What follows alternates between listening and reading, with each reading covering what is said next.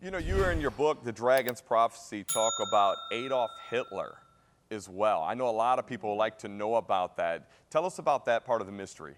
Yeah, there's so much. And of course, we could just give a taste, but what's in the book? But the thing is that, yeah, people don't realize this. He actually had a part in it. The thing is, there was a man named the Mufti. He's an Arabic man who hated the Jewish people. He was responsible for bloodshed. He ended up going to Berlin, had a meeting with Adolf Hitler.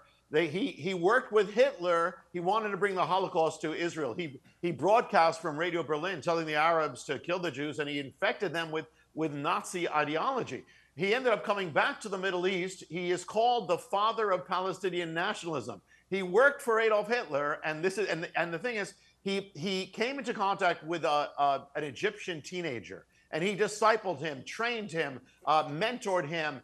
The teenager's name was Yasser Arafat, who became the head of all this. And the other thing is that Adolf Hitler actually sponsored an organization in the 1930s. He funded them, gave them the money they needed, trained them, all this stuff, worked with them. They're called the Muslim Brotherhood. The Muslim Brotherhood gave birth to Hamas. So Hamas was actually, and their charter actually is taken from the words of Adolf Hitler. And here's one other thing, just throwing this in. Hitler appointed a man to be in charge of the Holocaust. His name was Heinrich Himmler. He appointed Himmler over the areas to start the Holocaust. The date he appointed him for the Holocaust was October 7th. The day that Himmler was born was October 7th. So here is October 7th.